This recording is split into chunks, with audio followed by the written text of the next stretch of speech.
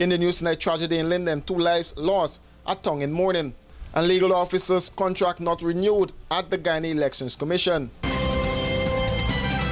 The mining town of Linden has been plunged into sorrow and anger following 2 fatal police shootings that occurred within hours of each other. It all began with the death of 21-year-old Ronaldo Peters.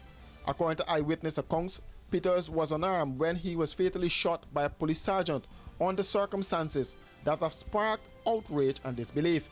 His death, described by some residents as senseless and unavoidable, ignited a wave of protest across the town. By dawn, Wisma had become the heart of the unrest. Residents demanding accountability and swift justice took to the streets. Somebody just make a accuse about you, a skate man. You have big ranks. You will shoot a man for a see. Eh? All we want to see, we want justice. We want to see Kendall like how yesterday and catch somebody with a pound of weed and put them on Facebook today. That's what we want. Tires burned in the roads and barricades were formed. But what started as a cry for justice quickly descended into chaos as protesters clashed with police. Tensions escalated. Missiles, bottle stones, and other projectiles were hurled at officers, who in turn opened fire to disperse the crowd.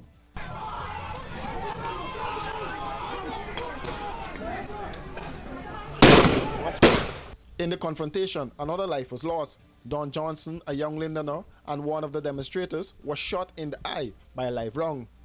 He died at the scene. Several police officers were reportedly injured during the confrontation, and a police vehicle was vandalized and damaged. The shootings have sent shockwaves throughout the region. According to a statement from the Guyana Police Force, the Office of Professional Responsibility has launched an internal probe, while those officers involved in the shootings have been placed under close arrest. President Afanali, in a public statement, assured the nation that an independent investigation supported by the regional security system would be conducted with transparency and impartiality.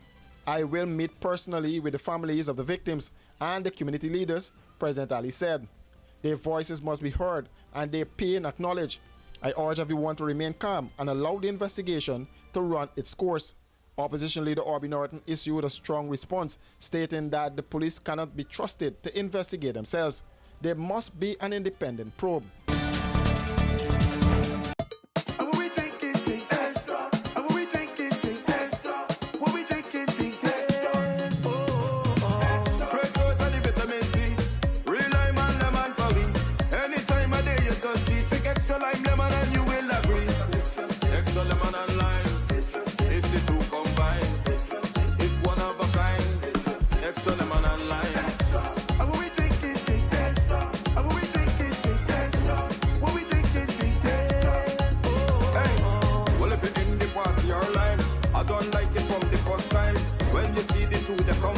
Drink and taste, you will never decline. Extra lemon and lime, it's the two combined.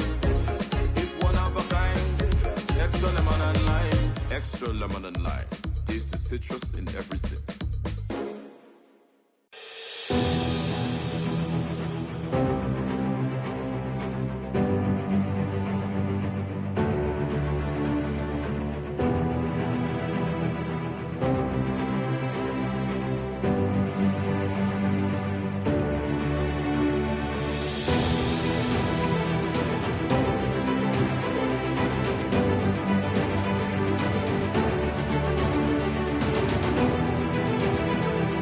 Running late and can't wait to the gate? We got you.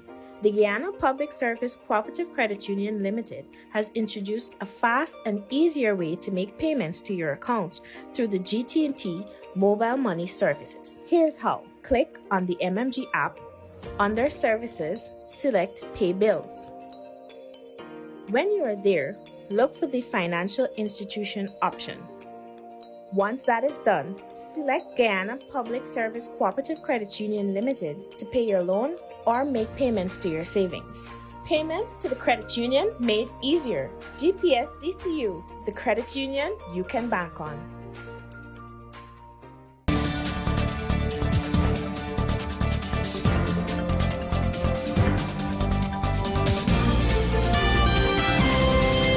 The Guyana Elections Commission has parted ways with its legal officer, Attorney at Law Cordy Silva, following a vote on Tuesday afternoon not to renew his contract. The decision came amid reported tensions between De Silva and the Chief Elections Officer, Vishnu Prasad. The vote, which was split along political lines, saw GCOM Chair Justice Claudette Singh sided with government-nominated commissioners to tip the balance against renewing De Silva's employment.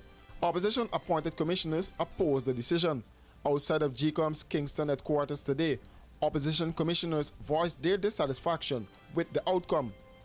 Commissioner Vincent Alexander criticized Justice Singh's leadership, accusing her of inconsistency and unfairness in managing the Commission's affairs.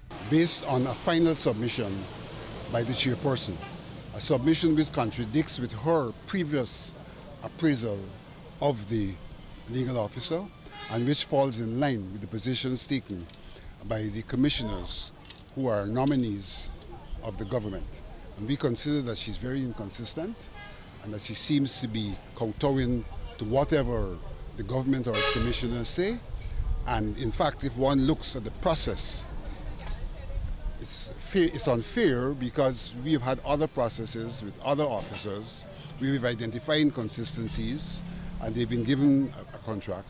And here, she appraised this guy, gave him a glowing report, but then relied upon the recent matter in the court to now not renew his contract. In fact, to dismiss him for all intents and purposes, inconsistent with the manner in which she allowed other officers for whom there were glaring issues to be confirmed. Some believe that this stemmed from a fallout between the legal officer and CEO Vishnu Prasad over his submissions in the voter verification case, which went in favor of the commission. GCOM has not issued an official statement regarding the matter.